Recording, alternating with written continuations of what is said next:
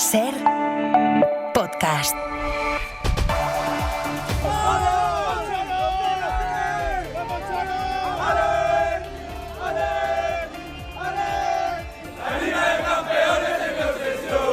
Locura colchonera ahora mismo en Londres, a una hora para que el Atlético de Madrid se juegue contra el Arsenal el pase a la final de la Champions. Allí nos vamos a Londres. Pedro Fullana, buenas tardes. Agua. Esto es lo peor que te puede pasar en un informativo, que la primera conexión caiga. Pero el que no va a caer esta noche es el Atlético de Madrid y lo contaremos aquí en la SER, en Carrusel Deportivo con Dani Garrido a partir de las 8:30, las 7:30 en Canarias. Y esta noche, si quieren escuchar Hora 25, lo pueden hacer en SER Más y en los móviles. Mañana, por cierto, se espera más sol y menos tormentas. Jordi Carbó, buenas tardes. Buenas tardes, tormentas las tenemos ahora, pero cuando llegue la noche irán desapareciendo. Cuidado igualmente entre Aragón y Cataluña, porque algunas van descargando todavía con intensidad. Y mañana, a primeras horas, va a hacer frío, tanto que incluso en Castilla y León tendremos heladas en capitales de provincia, temperaturas cercanas a los 0 grados. Pero estamos en el mes de mayo y el sol calienta mucho, de manera que como va a hacer sol la mayor parte de horas, durante la tarde el ambiente será agradable con máximas de más de 20 grados. Todavía algunas tormentas, pero mañana ya afectando solo a puntos de montaña de la península.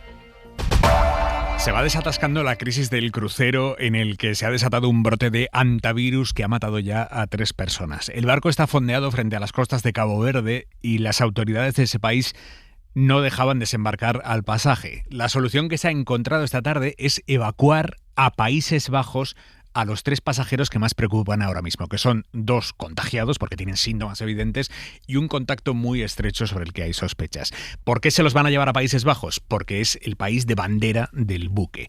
Además de esos 3 pasajeros, hay otras 144 personas a bordo sin síntomas, al menos por ahora. No quiere decir que no estén contagiados, quiere decir que de momento no tienen síntomas. Y la intención es que una vez evacuadas estas 3 personas, el crucero navegue desde donde está Cabo Verde dirección a Países Bajos. Y si durante el camino aparecen nuevos pasajeros con síntomas, entonces ahí sí España se abriría a admitir que el barco parase en Canarias para una inspección. Mariola Lourido, buenas tardes. En realidad, esta fue la hoja de ruta que planteó a primera hora de la tarde el Ministerio de Sanidad a la OMS y que se ha ido cumpliendo. 2 aviones medicalizados que han salido de Países Bajos trasladarán a ese país a esos 3 afectados de hantavirus. 2 son sintomáticos desde hace días y necesitan atención médica urgente, según la naviera, y un tercero es contacto de alto riesgo y que podría haber empezado también a presentar algún síntoma. La empresa dice que de momento no ha identificado ningún caso más a bordo. Y eso es lo que espera Sanidad, que se muestra muy reacia a que el crucero haga escala en Canarias. Cree que desde Cabo Verde debe emprender sin pausa la travesía a su destino final, Países Bajos, salvo que durante ese trayecto apareciera un nuevo contagio. Entonces dice que sí estaría justificada la atención sanitaria y la parada en las islas. El ministerio de Mónica García subraya que hay que valorar riesgos y beneficios. Tras la inspección del buque por parte de los epidemiólogos de la OMS, se tomará una decisión sobre qué hacer con la embarcación y con el resto de la tripulación. Acerca de la propagación, la OMS ha dicho hoy que ha habido transmisión de persona a persona, algo hay marques en este virus excepcional. Y ha trascendido además que de los 14 españoles que hay a bordo, ¿sí? 5 son catalanes, 3 madrileños, 1 valenciana y 1 gallego. Fernando Clavijo, presidente de Canarias, buenas tardes. Hola, muy buenas tardes. ¿Qué información tiene, presidente, hasta ahora sobre la situación del barco distinta a la que tengamos nosotros? Bueno, yo la conversación que tuvimos una reunión técnica, Sanidad Exterior del Ministerio con Sanidad Pública Canaria. Ambos departamentos coincidían técnicamente que efectivamente lo mejor era darle la asistencia con una aeronave y con los equipos de protección individual necesarios a las personas que requerían esa atención médica, pero que sin haber más contagios lo razonable es que el buque volviese a de donde era su bandera, ¿no? Y yo creo que en eso está. Yo hablé con la ministra, me transmitió el resultado de la reunión, la postura que el ministerio iba a mantener, que coincidía con la del propio gobierno, y lo que nosotros entendemos ahora es que lo que tiene efectivamente es que ella va, en este caso Holanda, pues atender a lo que tiene que ser la desinfección y establecer todos los protocolos, porque una de las cosas que más nos preocupaba es que no sabemos cuál había sido el vector de contagio, ¿no? se habla de que si son ratas, que si es contagio de una persona a otra que se contagió, pero toda esa falta de información pues a nosotros nos generaba mucha inquietud y por lo tanto creo que se ha tomado la decisión correcta. Presidente, en caso de que durante el trayecto desde Cabo Verde hacia Países Bajos se confirmaran nuevos contagios o hubiera gente con síntomas, en ese caso sí aceptarían que el buque atracara en Canarias y se procediera a evacuar o a lo que se tuviera que hacer en ese caso, pero sí se aceptaría ese atraque en Canarias. Habría que ver ese contagio qué necesidad tiene. Es decir, yo entiendo que por el derecho marítimo lo que tendría que buscar es el puerto más cercano. Entendemos que si sigue hacia arriba, pues el puerto más cercano puede ser pues la costa africana, puede ser nuevamente Cabo Verde, puede ser la península. En ningún caso nosotros entendemos que se vaya a ver afectada a Canarias, pero yo entiendo que se tendría que volver a ver, a analizar ese tipo de contagios, si requiere esa persona o no esa atención médica, porque puede ser uno o puede ser 5, 6 o 7, entonces ante esa falta de información yo creo que lo mejor es esperar que no ocurra, que sería lo deseable, pero que si ocurriese, la OMS, junto con el gobierno de España, pues tendría que volver a evaluar la situación. Mientras se espera, ¿se está aplicando algún tipo de medidas? ¿Se están preparando sanitariamente de alguna manera por si esto pasa? No, es que nosotros ni siquiera hemos tenido ninguna solicitud al respecto, ni de la OMS, ni del armador, ni de nadie, ¿no? Eso se ha barajado, se ha hablado, pero bueno, como todo al principio, esa ausencia de información y esa confusión, pero yo creo que al final el sentido común ha imperado. Yo pude hablar con el gobierno de España, pude hablar en 2 ocasiones con la ministra, se han tenido la reunión técnica y ahora mismo lo único con el escenario que conocemos en este momento, lo único que tenemos es efectivamente que se van a evacuar a esas personas para ser atendidas médicamente y que en este caso el buque se tiene que dirigir a Países Bajos. Fernando Clavijo, presidente de Canarias, muchas gracias por atender la llamada de Hora 25. Muchas gracias, un abrazo a ustedes. Por cierto, que nos habría encantado contar también con la voz y las explicaciones del Ministerio de Sanidad, pero han declinado nuestra invitación. En un momento en el que se hacen más necesarias que nunca las respuestas, las explicaciones, el Ministerio de Sanidad ha decidido no dar entrevistas, o no al menos esta noche aquí en la cadena SER.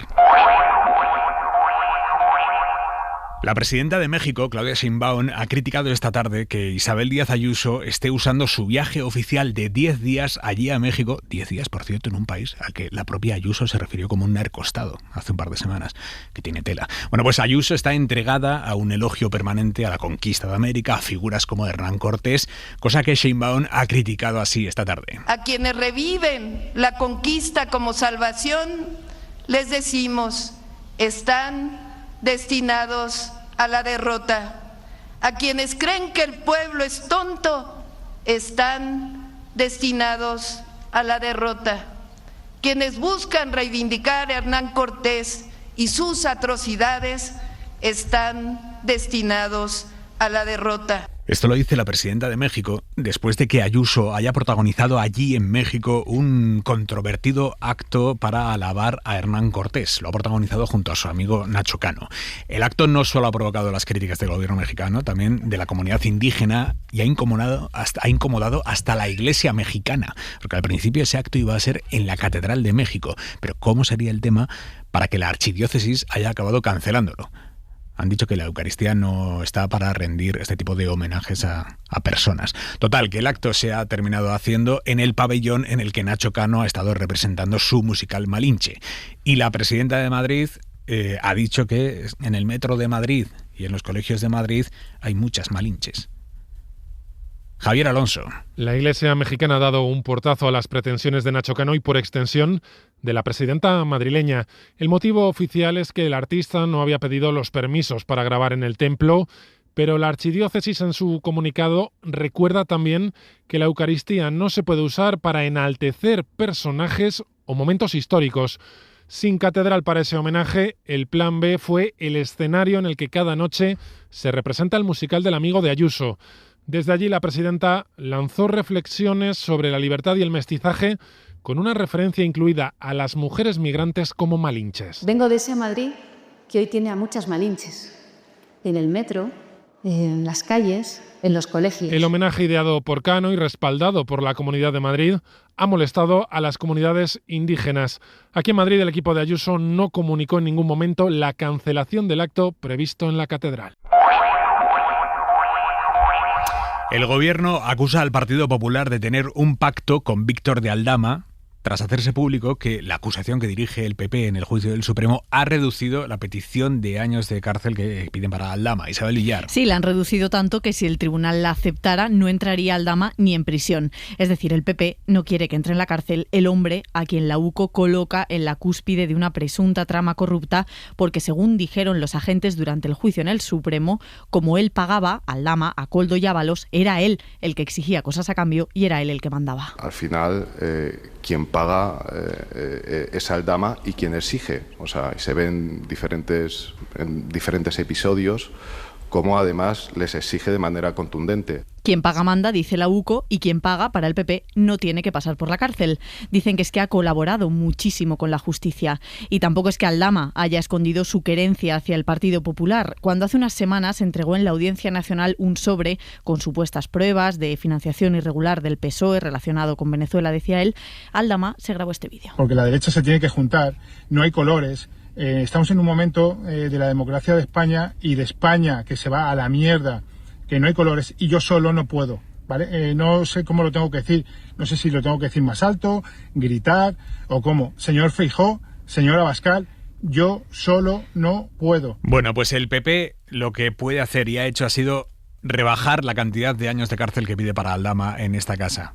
En esta causa, para que no tenga ni siquiera que pisar la cárcel. Adriana Jordán. El Partido Popular pide 5 años y 2 meses de pena para Víctor de Aldama y podría no entrar en prisión. Entienden que el conocido como el conseguidor de la trama y ha colaborado con la justicia. Alberto Núñez Feijóo. Aquel que colabora, aquel que facilita el esclarecimiento de los hechos, aquel que es útil para saber lo que ha pasado, se solicita una disminución de la pena. El líder del PP cree que el Ejecutivo, a través de la Fiscalía, pone trabas a un colaborador pidiendo 7 años de condena. En la misma línea, Vox, Santiago Abascal. Porque no quieren que este señor tire de la manta y, por lo tanto, Pedro Sánchez ha vuelto a conseguir que la Fiscalía se ponga a su servicio. El Gobierno ve cierto interés en el PP por proteger al empresario. Félix Bolaños. Quiero dar las gracias al Partido Popular y al señor Aldama por hacer tan evidente que están colaborando los unos con el otro y el otro con los unos. En el PSOE se preguntan en qué ha colaborado Aldama y dónde están las pruebas de las que tanto habla sobre la corrupción en el Partido Socialista. Lo cierto es que Aldama y sus intervenciones públicas en los juzgados y en los medios de comunicación, donde también se prodiga,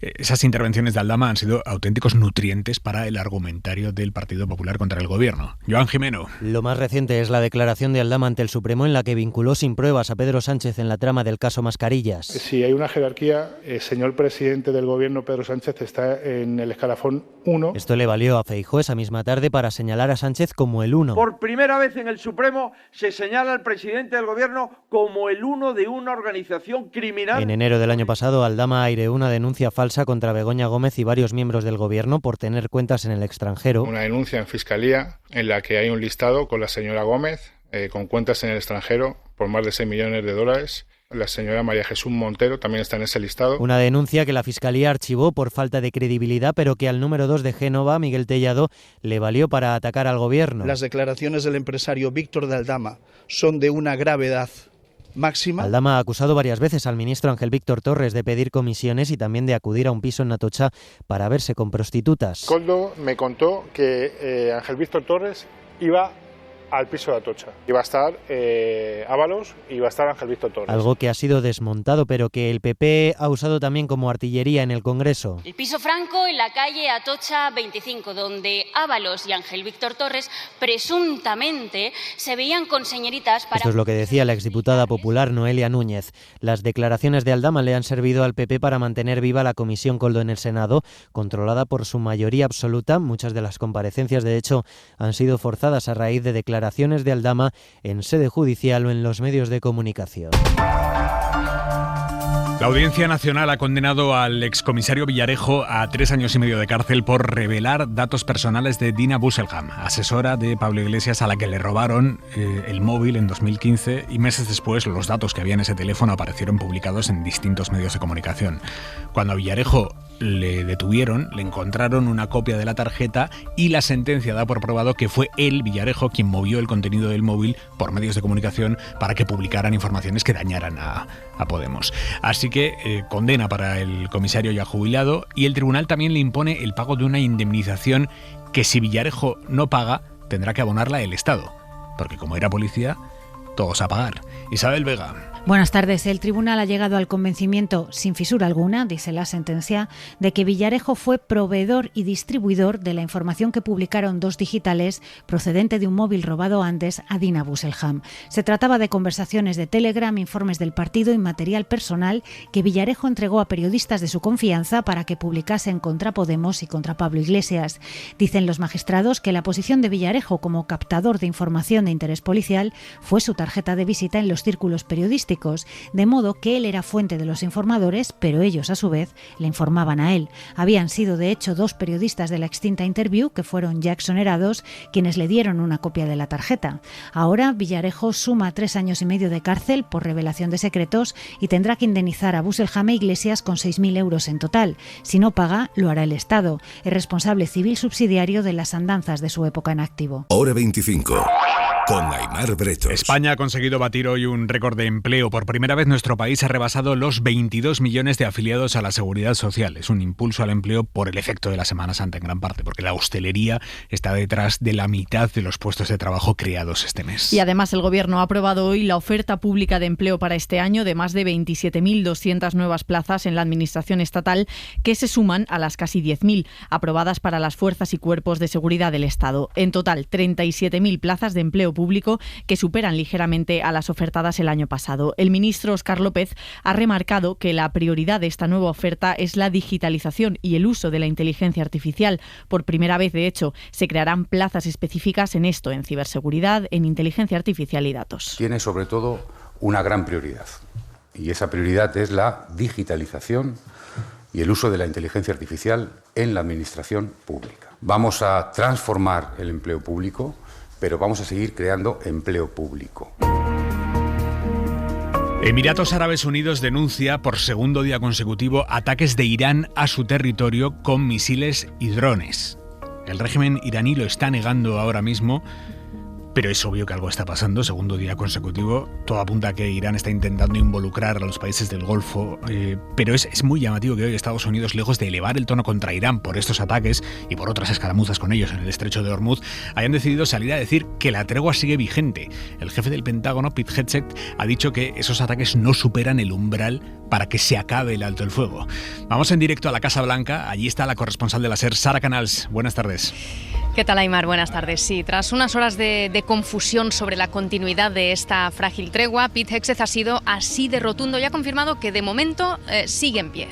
No, the ceasefire is not over. Ultimately, this is a separate and distinct project. Eso, a pesar de las constantes amenazas que el presidente Donald Trump ha lanzado contra Irán, prometió actuar con firmeza si torpedeaban su plan para desbloquear el estrecho, ese proyecto llamado el Proyecto Libertad. Y presionado precisamente sobre esta cuestión hace unas horas, aquí en el despacho Oval, Trump ha dejado claro que los iraníes saben perfectamente cuáles son las líneas rojas que marca Estados Unidos. Well, you'll find out, because I'll let you know. Y que ya nos enteraremos cuando violen el alto del fuego. Insisten que Teherán de momento sigue interesado en llegar a un acuerdo, así que Washington se empeña en tirar adelante su intento de reactivar la circulación en el estrecho, y Hegseth lo ha justificado alegando que se trata de una operación completamente independiente de la guerra, de la operación Furia Épica, y que con ello Estados Unidos básicamente no busca ningún enfrentamiento. Sara, gracias. A vosotros. Y la justicia de Israel alarga 6 días más la detención de los 2 activistas arrestados la semana pasada en aguas internacionales cuando se dirigían a Gaza a bordo de una flotilla. El ejército dejó a todos los detenidos en Grecia, salvo a estos 2, uno de ellos de nacionalidad hispano-palestina, a los que llevó a su territorio porque les acusa de colaborar con Hamás. El gobierno español pide ya la liberación, insiste en que no hay pruebas de nada de eso. Álvarez, ministro de Exteriores. Todas las alegaciones que me han trasladado las autoridades israelíes les he dejado claro 1, que de los informes que yo tengo, nada de eso es cierto. 2, que si tan seguros están de ello, pongan las pruebas encima de la mesa. Y de aún en el supuesto de que fuera así, e insisto, la información oficial que yo he solicitado lo niega rotundamente, no se asalta un barco en aguas internacionales y se detiene ilegalmente a alguien. La mirada de Xavi Vidal Folk. Ya está rebasada oficialmente y ampliamente la cifra de 22 millones de personas ocupadas en España. Oficialmente. O sea, se trata de personas registradas como cotizantes en la Seguridad Social, que es un baremo normalmente inferior al de la encuesta de la población activa, y que, como corresponde a cuotas pagadas, no es discutible. Constituye un dato incontestable.